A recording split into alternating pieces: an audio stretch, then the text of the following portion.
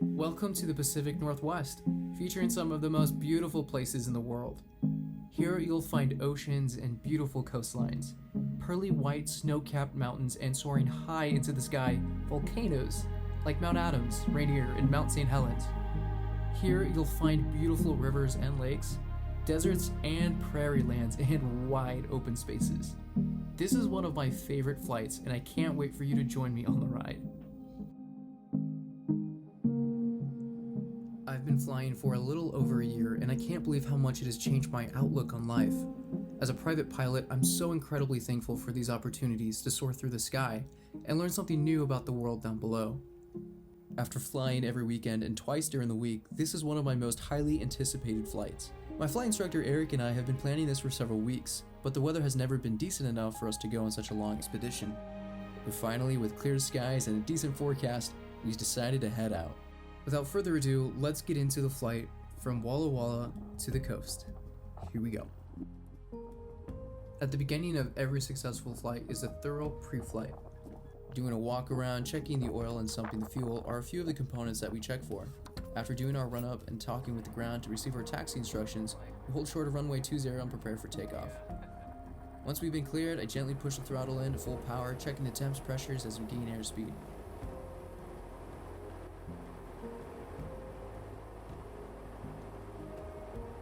"55 knots is our rotation speed, and now we are airborne and on our way to the coast." Seeing Walla Walla from the sky is such a beautiful sight, and it's so cool to fly over the university and see it pass out of sight down below. As we go further and further, I start noticing the terrain slowly erodes from dry flat and prairie lands to more mountainous and rugged terrain. Clear skies and gentle clouds gave us a beautiful sight picture of the mountains as we came closer and closer to Mount Adams and Mount Hood, which came perfectly into focus as we neared in proximity. About an hour into our trip, we passed by an aircraft 2,000 feet below us. Having ATC provide us with a flight following is a good resource to utilize, as they notified us well in advance, and we could then confirm the position of that aircraft with ADSB. ATC can be a great and tremendous resource to use, providing additional aid with traffic advisories, airspace notifications, and in the worst case scenario of an emergency situation, you can directly contact them and seek help immediately. Along the way, we heard an emergency locator transmitter, or ELT, as we were also monitoring the guard frequency on 121.5. We were then able to provide reports and updates to ATC. It was kind of a cool experience in relaying that information to ATC and possibly making a difference in somebody's life that day. Never heard anything more about it, and hoping that it was nothing, we continued on our way. We're now above the clouds, and Mount St. Helens is in perfect sight. Stunning in its white splendor, and capped off top, it is absolutely beautiful. Hard to believe that now, almost 42 years ago, Mount St. Helens erupted, changing this part of America forever.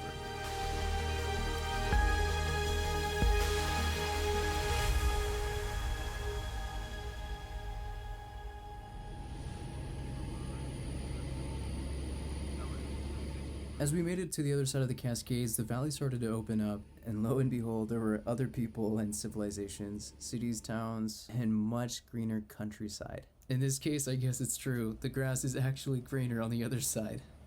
As we started to come clear of the clouds, we once again rejoined the Columbia River. It was crystal blue, and it started to widen as we approached the mouth of the river. As I looked to my right, I saw a factory plant with plumes of smoke coming from its smokestacks. This part of the flight became jam-packed with a whole lot of activity and livelihoods going on down below. Got to see a cargo ship transporting cargo up the river to a dock nearby, a corporate train making its rounds as well.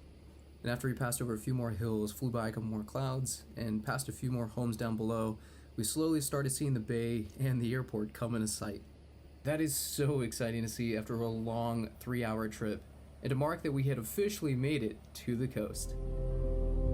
Niner, I left, runway 16 short approaching you. Arriving and departing runways 16 right and 16 left. Notice the air mission.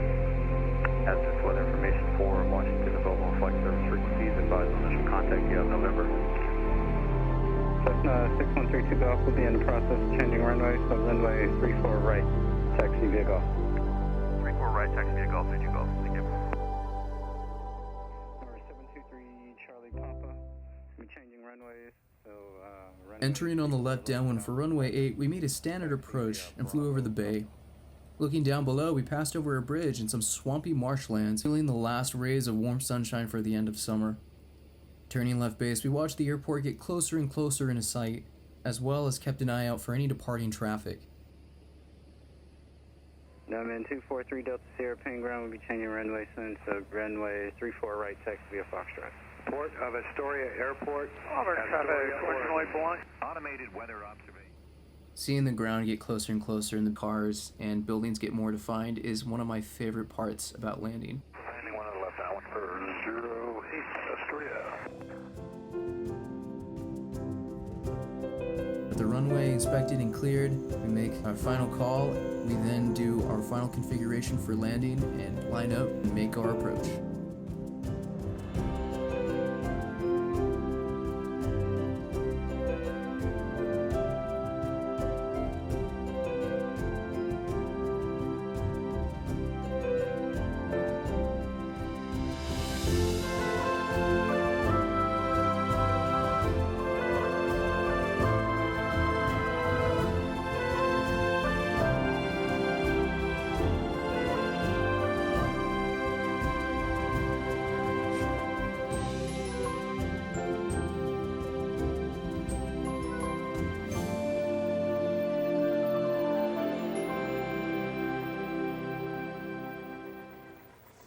Well, we landed here at Astoria, just on the coast of the Washington-Oregon coastline here. Really, really beautiful day. Had some pretty interesting weather we encountered on the way over. Really mild temperatures here. I think it's like 65 right now. It feels really, really great. Over in Walla Walla this morning it was like 30, 40 degrees. So it's quite a bit warmer over here as expected, but it's absolutely beautiful. Astoria is a nice little airport. There's the FBO right over there, and 100 low-lead self-serve fuel pumps right over there, which I just filled the plane up. Now I'm gonna eat some food, a little quick restroom break, and then we'll get back in the air and fly either to Portland or back to Walla Walla. So we'll do something like that. We're gonna go fly the coast down a little bit. We'll have about a 6-7 hour flight. 5-hour flight after today.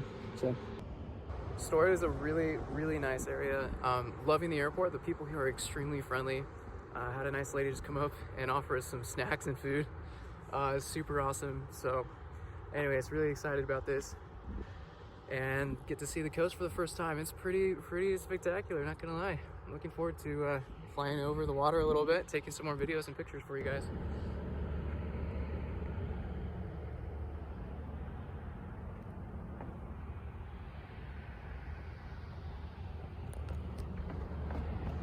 Not sure where Eric is going. There he is!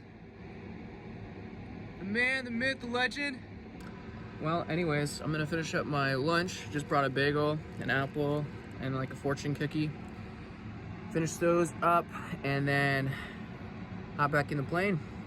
Yeah, I'm gonna take some pictures and some videos of the coast for you so you can see that.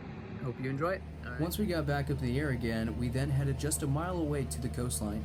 As we got closer and closer, I noticed the wind started to pick up, and down below I could see the waves crashing on the beaches. I saw cars and people, a few surfboarders, and miles of open water in every westerly direction. It was such a breathtaking sight. 160.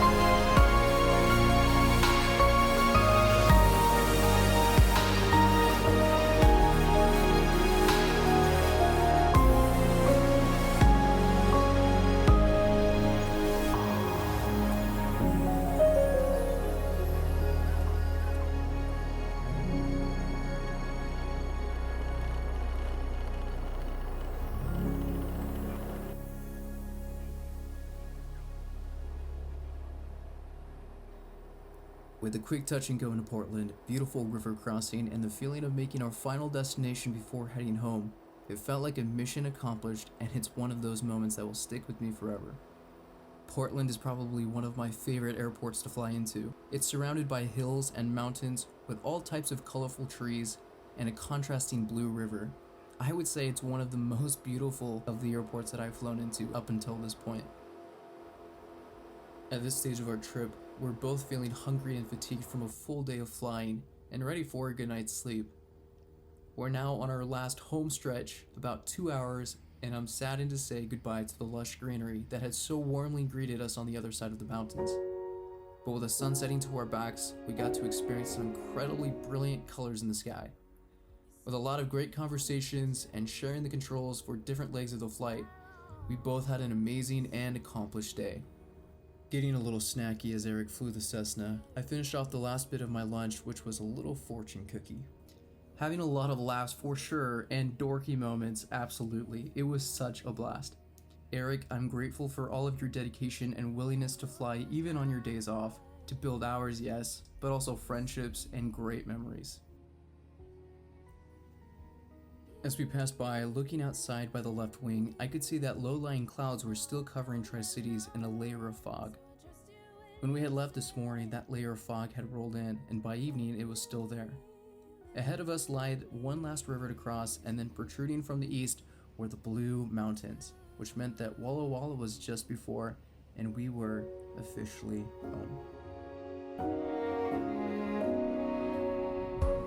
And we're back. Good evening, guys. It is now 6 o'clock, and I've been going, pretty much moving all day. We've been flying a little over 6 hours. I'll have to look at my logbook again. I think it was like 6.3 or something like that. And then we made it all the way out to the coast. Then we flew from the coast to Portland. From Portland, we flew back to Walla Walla. So overall, we had some pretty epic scenery to fly through, and then the sun started setting here about 4:30, so we made it back probably around 4:15, and we did several touch and goes in pattern for practice, and we called it a night. So, and about 3 hours to the coast from Walla Walla, and then from Portland, I think it was like two hours, something like that, 2.5 hours. So anyways, it's been a fun day. It's been a long day. I'm ready to get some food, and then I'm gonna do a movie night. I think that's my objective tonight.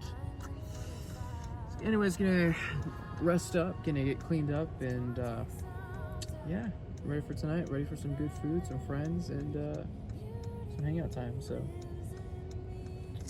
have a good night, guys. Thanks for coming along the flight. I really enjoyed sharing it with all of you. I hope you like this kind of content, these kind of videos. If you do, please hit the thumbs up button, give this video a like, and subscribe if you haven't. Thank you so much for watching, for being a part of the Ameliorate Aviation channel. As always, life is better in the air, and we'll see you in the next video. Take care.